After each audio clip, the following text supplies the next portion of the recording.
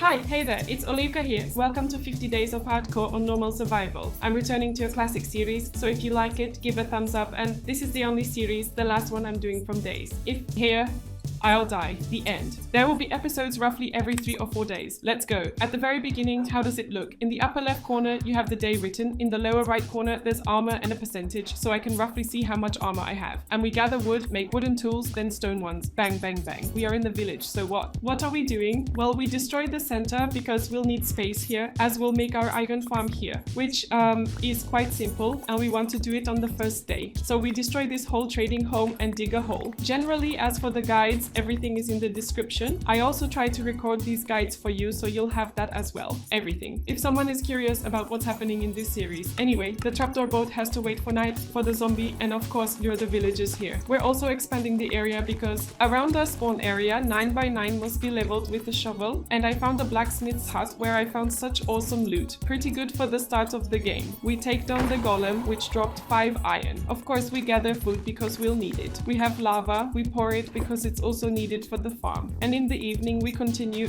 Here I'm marking the field so that the golem farm can work properly. A baby zombie attacked me. As you know, it is the worst mob in the game and I almost died and I am super fused. So it's good that didn't happen. But the fight was intense. Alright, we're moving the villagers to their places, or rather to our iron farm. They stay there forever. The third one. And now we can lure the zombie. If we lured him, we close him and he should soon sit in the boat. Exactly. Let's fence the villagers so no zombies eat them because they will be needed as always. Oh, and one important thing I didn't tell you, in these 50 days I decided not to go to the end because there will be no dragon fight in this episode. I wanted to play, let's say, in a classic way because every series involves completing the game. Final touches on the farm, some wood, we connect the chest, but we're missing iron, so a quick underwater mining, I think. Yes, once we have the right amount of iron, we go outside and after smelting, we gather more wood, allowing us to connect our mechanism to the chest. One thing is missing here, lava to automatically get rid of it. And you see, the farm is already working. And these golems will keep respawning here. It's not super efficient, but for the start of the game, I think it's just right. We destroy the house. Generally, in this village, we will destroy all the houses because this will be our place, because here's our spawn, unfortunately. We will be breeding villagers in the near future. However, before that happens, I'm building a farm for infinite emeralds. Here's a video if you want. I explain some of it in a minute, how to do it. So it's worth mentioning here that I made a mistake and built this farm in the wrong direction because of the herbs, and I had to rebuild it completely. Okay, since we are not going to the end, it would be useful to mine some diamonds, so I start digging a tunnel and the first pickaxe breaks, second, third, fourth, fifth. And when we're at the right level, we find what we came for, which is diamonds, and we add stairs, some redstone, and obviously enlarge our chest, which will collect for the trapwires, because this is our economy. Oh, as you can see, nicely and beautifully done. On the 5th day, I simply go for wood, because we're going to really need a lot of it, especially for leveling up fletchers who have sticks for emeralds. More leveling the ground, demolishing some random house that got in the way, and building a sugarcane farm. Then fireworks. Obviously, you need something to power it, and the farm is the simplest. Many people ask why I pour water everywhere on this farm. It's because you can place half slabs, and then under the half slabs there will be water. Because if there is no source block, there won't be water under it, and that sugarcane would break. But this way, I can place half slabs and can walk here comfortably, and we'll light it up, of course, because the creeper can very easily blend in with the sugarcane. We destroy another house, expand our place a bit again, and create a kind of descent down, a sort of lowering of the terrain. Anyway, soon you'll see here, we place stairs for 2 spaces on this terrain lowering and dig a hole here where our trading hall will be, meaning we'll have our villagers here they will sell us, or rather give us emeralds for cool things, but you will see soon why this particular one will be OP for us. So once I dug everything up, I go back and dig a hole here in front of these stairs. This is because at the bottom there will be a so-called breeder, which the villagers will breed themselves so we don't have to do it. So I'm digging out a nice space for them here, leveling everything with dirt so it looks decent, not too rich, not too poor, you know. Actually, really poor. I'm putting trapdoors here, which I'll remove later because I didn't know how to solve the passage to the cave. However, later I rebuilt the entire staircase, and the problem was solved. I'm destroying some side things and making a pen because later a sheep farm will be built here. But first I need to find these sheep, so I quickly take the new friends to my base. I'm not kidding, there are a lot of them. Okay, I'm placing beds, but there were still too few spoons, so I need to make a wheat farm to feed our sheep so they can breed, so we have more wool. As you noticed, I have these cute icons above the fully grown seedling. This is very cool. We shear the sheep, make the missing beds, place the composters, and hold the field. Thanks to that, the villagers will plant the field themselves and get their own food, and as we know, only food is needed to create the next villager, along with their own bed. And that's why there's a hole in the wall here, so when the little villager grows up, only he will be able to pass through below, allowing him to get his bed on the other side. Ta-da! That's how this breeder works. Very simple. I collect sand, a lot of sand. Luckily, there's a desert nearby and I smelt it. And why do we need glass? Well, you'll find out soon. Glass is of course needed to lay this floor so that we know what's happening down there, whether anyone got bitten, and most importantly, it looks nice. I go down to the mine and come across something amazing. Diamonds. Thanks to this, I make a diamond pickaxe and can obtain obsidian, a thing we really need. We take 14 pieces, 4 for enchantment and 10 for the portal. We get books, and the next mission, to make a full enchantment, would of course involve destroying cows, but before that I make myself a beautiful portal in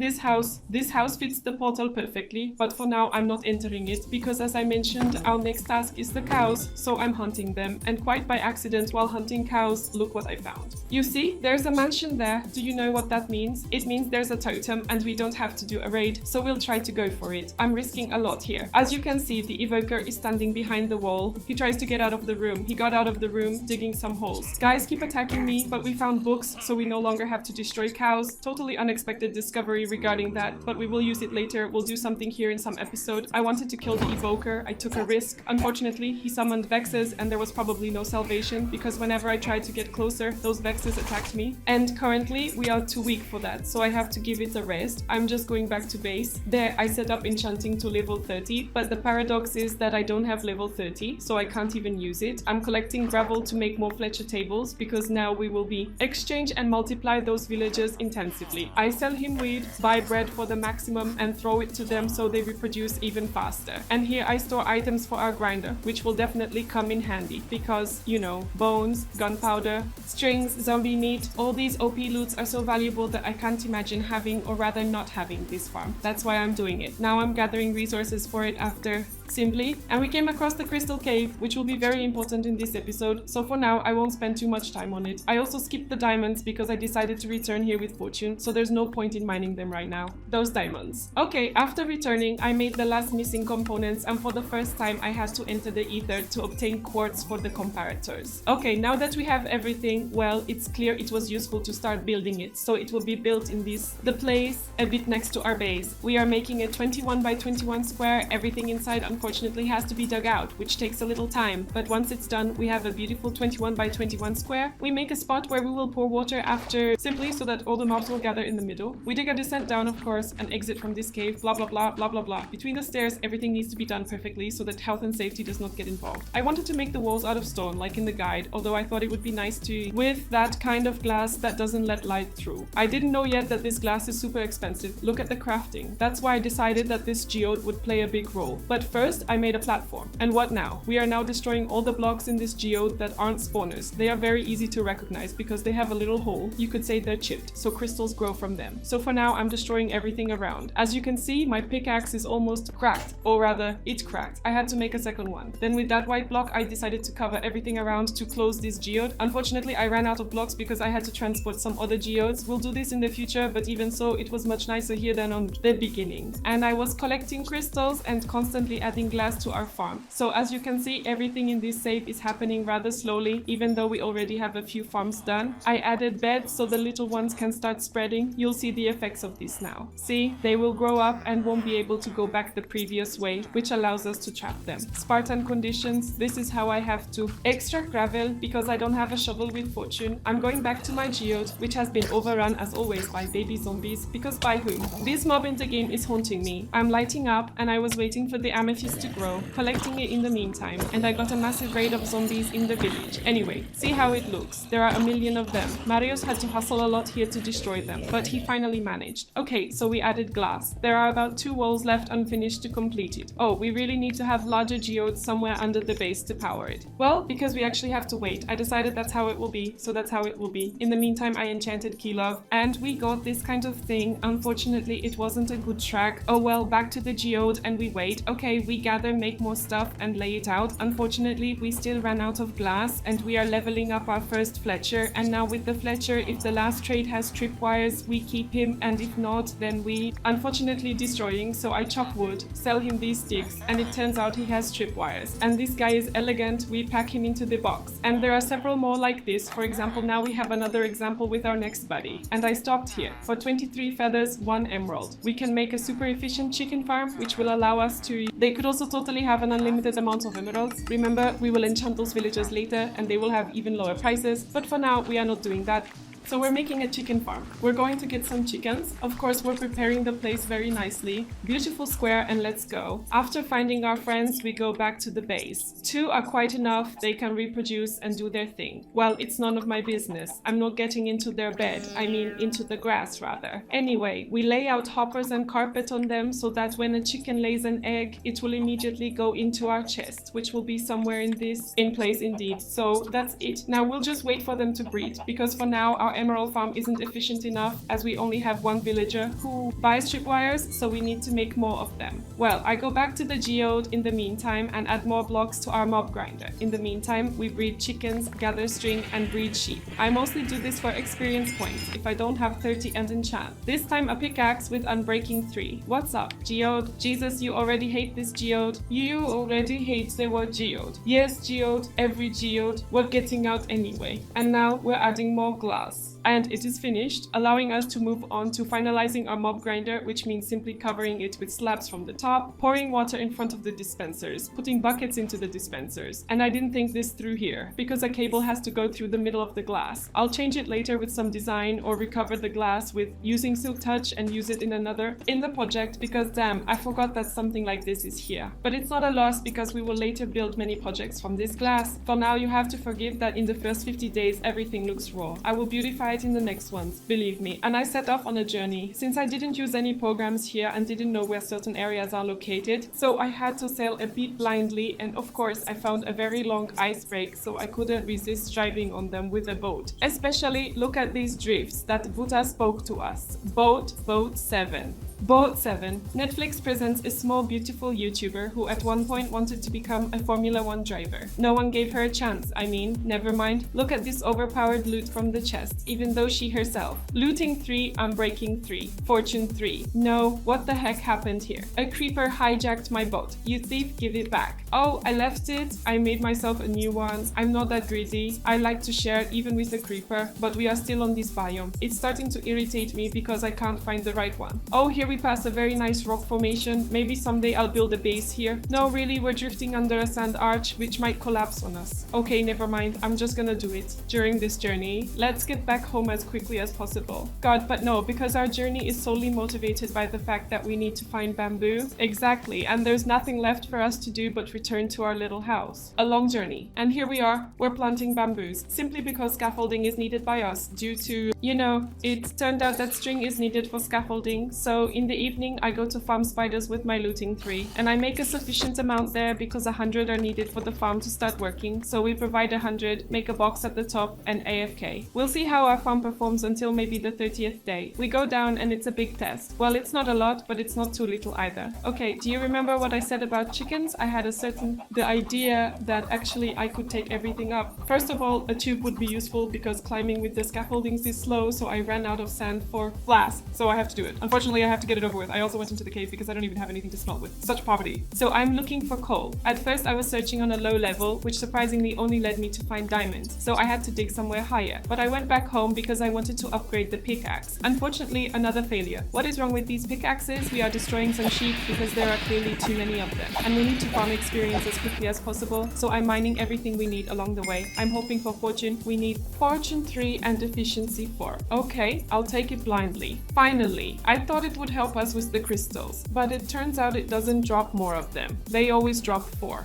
Are you sure Or maybe about 16? No, I see sometimes more drops. I don't know myself. Anyway, you can write whether you get more or less with fortune. Oh, and one very important thing. As if I added the mod here on the 30th day, which with one button cancelled items in your chests. Tsukashi should send it to downstairs as well. So yeah, this is very good, especially when we have a lot of items. Diamonds and diamonds. And where is the coal, I ask you? Polish coal? That was a dangerous situation. I see how not only did a creeper fall on my head, it exploded. It's good that I had armor or I wouldn't have survived. Thank you, village blacksmith, you're the best. And there is coal, of course. The large deposits of Silesian coal are in our pocket. We return, we smelt everything, we gather the shovels, which will still be needed. We're making some reeds there. Besides, notice how much of it there is. And look at the chest, how nicely everything is sorted now. God, thanks to this mod, that's why all this is happening. Alright, the glass is melting. We're going upstairs to where we left off. We extend our tube, then we add to flax and kelp so that there is a source block everywhere, allowing us to climb up very quickly, not necessarily on the scaffolding. I went for some bigger trees in that dark forest we were in earlier because we will need them. For what? Well, obviously for the Fletchers. I dug a bit, got a little carried away. The next day we breed our chickens and go upstairs. And a thought crossed my mind to just make a chicken farm upstairs and while I'm AFKing here, so that obtain eyes from mobs. In the meantime, chickens will breed and produce feathers, allowing me to trade with Fletchers. This is impossible. We need soul sand. We had to enter the nether because I forgot that bubble. The column only works if it has soul sand, so we fixed that error very quickly and everything works. We also make a safe drop so we don't have to climb down the scaffolding. So now we go up the tower and come down the drop. And at the top we breed our chickens from the eggs collected below. Here a little enchanting and a little repairing breeding sheep. Oh, see, they infected our villagers. A lot of dirt, above all. We go a lot of dirt. Why a lot of dirt? Because it would be nice to make a small wheat farm up above so we can constantly feed our chickens. Over time it will turn out that it was useless, pointless. Anyway, everything happening here will be useless later. You will see why. And another raid. Look how many of those zombies there are. I don't understand. We're expanding the area for collecting loot from our mob grinder because when we're up there AFK, maybe more will fill these chests. Eggs are being cracked, chickens are being fed, and we wait. Grow, chickens, grow, grow. We feed them, and well, of course the field, primarily fuel for our chickens. We AFK for a moment longer. Once they started destroying themselves through collapsing, we no longer breed them. Just wait for the last eggs. Night. And those eggs, as you know, they can really produce a lot during that time, so I'm making some dispensers. I'm going upstairs. The first design didn't withstand the test of time, by the way. Design number 2. For this, a larger amount of glass is needed because we're almost out of it upstairs. So, what was I saying? Aha, another try. Here I noticed some kind of craziness in such a way as a glitch, but unfortunately it's not optimal combination from what I see. So disassembly, attempt number 3. That's what happens when you don't use guides. On YouTube, I connect everything, pretend I know what I'm doing, I don't know what I'm doing, and the chickens start hatching. There's just one problem. A few of them got launched and I had to destroy them, unfortunately. So this farm does not work in the long run. We have to come up with something else because small chickens do not drop any loot. They have to grow up, so feathers are quite an exclusive commodity. I made something like this, but they kept getting out. I took lava, rebuilt for the 4th time. This machine, and I'll be honest with you, it's not the last time, but that's not in this episode. And on the 42nd day, I'm dedicating it to a bigger egg storage, slightly modifying our base up top, here above, swamp. Here, I took some design from YouTube, I can share it with you. Supposedly, this farm works better because when they grow up, they cook in this cauldron, the minecart collects everything, and it's all good. But honestly, in the long run, this doesn't suit me. Design, and I would prefer to have it below, where we have the trading hall, to have more control over it as well. I have a certain idea regarding these chickens. The chicken lore isn't over yet anyway. That's all I have to say. Unfortunately, all the villages were attacked, which means we have to get a completely new one. Even the one we had fully leveled up was unfortunately attacked, so that's a bummer. I can't cure him for now. I'm marking the boundary with netherrack because we're going to live in a castle. I just want the spawn chunks to be surrounded, to make as much profit as possible, at least from the iron farms. So I marked the barriers with netherrack for now, where our base will be, then we'll make walls. Here, a light design, a draft to make it somehow look better. It's not the peak of my ability, abilities, but I wasn't focusing on appearance in this part, rather on making functional items. So here we level up, and generally the next days are about leveling up villagers with some minor activities, like now. For example, lighting up the base all around because too many mobs are spawning, and then I return to normal work. And that's how it will probably last until about day 50, from what I remember. There were also a few funny things, like the fact that I can mark traits that interest me. Wow, I didn't know that. Okay, in the evening I don't sleep and I play to see how this chicken farm works, and it works so. I would say just average. Yes, paradoxically, that's how it turns out. So for now, I'm going to keep dealing with our Simply Fletchers. And as you can see, you saw at the top, that's why this chicken farm needs to be rebuilt into one where you throw chickens into one place. Then I will come with a sword, with a looting enchantment, and chop, like in some slaughterhouse. Really, I'm making lectures here because they can give you emeralds for paper, and we're currently in an emerald crisis. We're saving up as much as we can to exploit our villages, at least one wall to complete in this episode. Well, and some of them, just idiots like him, we have to destroy, unfortunately. Here, I decided to connect more chests to our egg farm so it can fill up. They can fill up the chests with eggs to the brim, because we will be relocating the chicken farm from here after all. But not in this episode, I say. The next episode of Chicken Law will be continued. Expionco, the best part is the more villages there are, the easier it is to get emeralds, so the next ones go more smoothly. Of course, a journey for gravel, because we don't have it for fletches, unfortunately. Well, I've gathered a few feathers, especially since it's idle. I don't have to do anything here. Maybe I'll leave these chickens and just make more below. I need to still think about it. Anyway, the loot from our grinder isn't too impressive. There's a lot of gunpowder, although there's little string, but with these farms, there's always little string because spiders, unfortunately, can climb walls. And here, well, I don't want to show you how it looks, or maybe I'll show you once so you know what to do with gold raiding villagers. Oh, how was that said incorrectly? Oh god. So you are watching and I'm spending here days literally spent leveling up these pots, because I probably destroyed more than I left, to be honest, since they didn't have the 3 wire on their last trade, and that's our income. Places. Thanks to this, we'll only make money. There are still feathers. If I make a good farm, we can get 1 emerald for 1 feather. That's cool too, because it's just 1 chicken. And for sticks, it'll also be cheap. So if they have these 3 trades, we'll be swimming in emeralds, but this will take some time. And here, unfortunately, day 50 is approaching closer. On the 49th day, or rather night, I dedicate myself to mining cobblestone, because we need several stacks to build our wall. And since I don't want it to be just an ordinary cobblestone wall, I go to the nether and dig down to the lava level. I happen to come across a bastion, set up furnaces, and smelt cobblestone into stone on the 50th day. And then, you might say and I say snap, and once again stone. This time I smelt it into smooth stone. And this will be the main building material for our settlement. As you can see, the day has passed, and I'm saying goodbye to you. The more likes, the faster.